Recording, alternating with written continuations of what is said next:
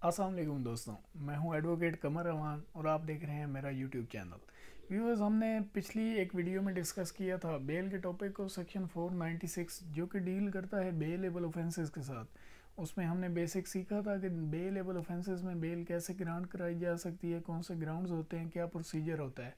आज हम बात करेंगे सेक्शन 497 जो कि डील करता है नॉन बेलेबल ऑफेंसेस के साथ कि नॉन बेलेबल ऑफेंसेस के बेसिक ग्राउंड्स क्या होते हैं, नॉन बेलेबल ऑफेंसेस में क्या बेल ग्रांट करवाई जा सकती है या नहीं करवाई जा सकती। तो सबसे पहली बात, जो मेन क्वेश्चन यहाँ पे अराइज होता है, जो कि हमने पहले भी डिस्कस किया था कि कौन से सेक्शंस बेलेबल हैं और कौन से सेक्शंस बेलेबल नहीं हैं, ये हमें कैसे पता चलेगा। सीआरपीसी के एंड पे अगर आप जाएंगे, वहाँ पे टेबल में शेड्यूल 2 पढ़ेंगे तो वहाँ हर एक सेक्शन का बताया गया है कि कौन सा सेक्शंस बेलेबल है और कौन से सेक्शंस नॉन बेलेबल हैं। सेक्शंस 496 जो है वो डील्स करता है बेलेबल ऑफेंसेस के साथ, जिसका टोटल प्रोसीजर एक और है। वहाँ पे आप bail as a right claim कर सकते हैं, पर यहाँ पे याद रखिएगा सेक्शन 497 जो कि डील करता है नॉन बेलेबल ऑफेंस में, तो यहाँ पे है आप कोर्ट को as a right bail claim नहीं कर सकते। यहाँ पे कोर्ट को डिस्क्रिशनरी पावर दी गई है कि वो आपकी बेल रिफ्यूज़ भी कर सकती है, ग्रांट भी कर सकती है। पर सबसे पहले यहाँ पे आइए चलते हैं 497 की डेफिनेशन की तरफ। When any person of accused of non-bailable offence is arrested or detained without warrant or by an officer in charge of a police station or appears or is brought before the court, he may be released on bail, but he shall not be released if there appears reasonable ground for believing that he has been guilty for an offence punishable with death, imprisonment of life, imprisonment for 10 years। सबसे पहली बात जो यहाँ पे हमें बताया गया है कि कोई भी ऐसा हिलीनियस ऑफेंस है जिसका आप पे इल्ज़ाम है, जो ट्रायल के बाद साबित होना है, अगर वो आप पे साबित हो जाता है और इसके कभी इम्कान है, वो एक ऐसा ऑफेंस है जो अगर आप पे साबित हो गया तो आपको सज़ाए मौत हो सकती है या उम्र कैद हो सकती है या 10 साल कैद हो सकती है। तो इन तमाम ऑफेंसेस में आपको बेल ग्रांट नहीं की जाएगी और यही नॉन बेलेबल ऑफेंसेस होते हैं, इनमें आपको बेल नहीं मिलनी। लेकिन यहाँ पे कुछ ऐसे ग्राउंड्स हैं, कुछ ऐसी कंडीशंस हैं जहाँ पे अगर ऐसा है भी सही, कोई ऐसा ऑफेंस आप इम्प्लीमेंट हो भी रहा है जिसकी सज़ाए मौत है या उम्र कैद है या 10 साल कैद है, इसके बावजूद नॉन बेलेबल होने के बावजूद भी आपको बेल ग्रांट कर दी जाएगी। वो चंद एक ग्राउंड्स हैं, तो आइए हम उन ग्राउंड्स को डिस्कस करते हैं। सबसे पहला ग्राउंड है जो नॉन बेलेबल ऑफेंस में, जहाँ पे आपको bail as a matter of right जो है वो आप क्लेम करेंगे और आपको कोर्ट अलाउ करेगी। वो पहला ग्राउंड ये है कि आप माइनर हैं, अंडर 16 है। अगर आपकी उम्र 16 साल से कम है तो चाहे आप पे कोई ऐसा ऑफेंस है जो ट्रायल में साबित हो गया तो आपको सज़ाए मौत होगी या उम्र कैद होगी, तो आप 16 साल से कम भी हैं तो आपको बेल ग्रांट कर दी जाएगी। यहाँ पे एक और चीज़ अराइज होती है जुवेनाइल कोर्ट्स का या जुवेनाइल सेल्स का। हम ये एक अलग टॉपिक है, हम कोशिश करेंगे बहुत जल्द इस पर भी एक वीडियो बनाने की। नेक्स्ट जो ग्राउंड है वो है वुमेन। अगर आप औरत हैं, वुमेन विद सकलिंग बेबी, आपका एक बच्चा नौमौलूद है, वो दूध पीता है, तो चाहे आप पे ये इतना ही हिलीनियस ऑफेंस क्यों नहीं है, तब भी आपको इस ग्राउंड की बेस पर बेल अलाउ कर दी जाएगी। तीसरा जो ग्राउंड है वो वैसे ही हमारे मुल्क में बहुत ज़्यादा फेमस है, तो क्यों मियाँ रिसेंटली, बल्कि अब मियाँ मोहम्मद नवाज शरीफ साहब भी इसी ही ग्राउंड पे अपनी बेल ग्रांट करवा के यहाँ से गए थे, वो है मेडिकल। अगर आप मेडिकली अनफिट हैं, आपको कोई ऐसी सीरियस बीमारी है, तो इस ग्राउंड पर भी आपको बेल ग्रांट कर दी जाएगी।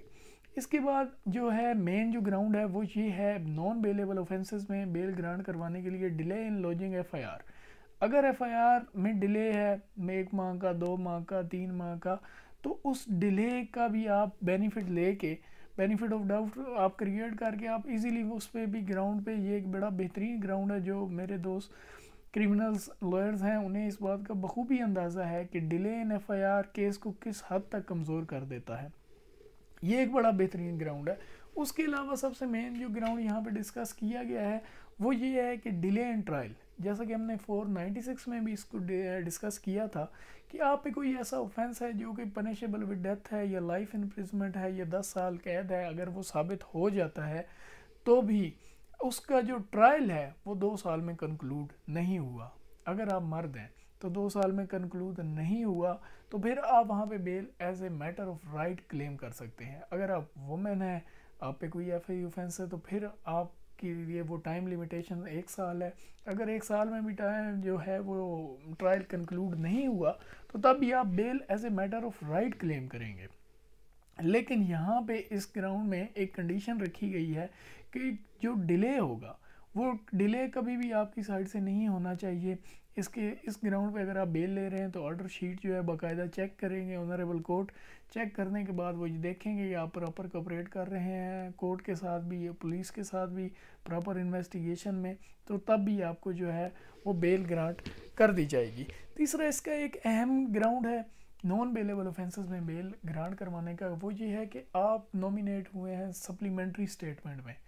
अगर आप सप्लीमेंट्री स्टेटमेंट आम लफ्ज़ आम में जैसे ततिम्मा बयान कहते हैं, मेन FIR में आप नॉमिनेटेड नहीं है कि बाद में पुलिस ने इन्वेस्टिगेशन में या अक्यूज़ ने ही आपको उसमें नामजद कर दिया है, तो सप्लीमेंट्री स्टेटमेंट ततिम्मा बयान की वो कभी भी वो हैसियत हासिल नहीं होती। इस पर नंबर ऑफ़ जजमेंट्स हैं, हम इस पर डिटेल्स ततिम्मा बयान पे भी हम डिटेल्स से इंशाल्लाह वीडियो बनाएंगे, तो वो उसकी जो है वैल्यू वो कम कर देती है।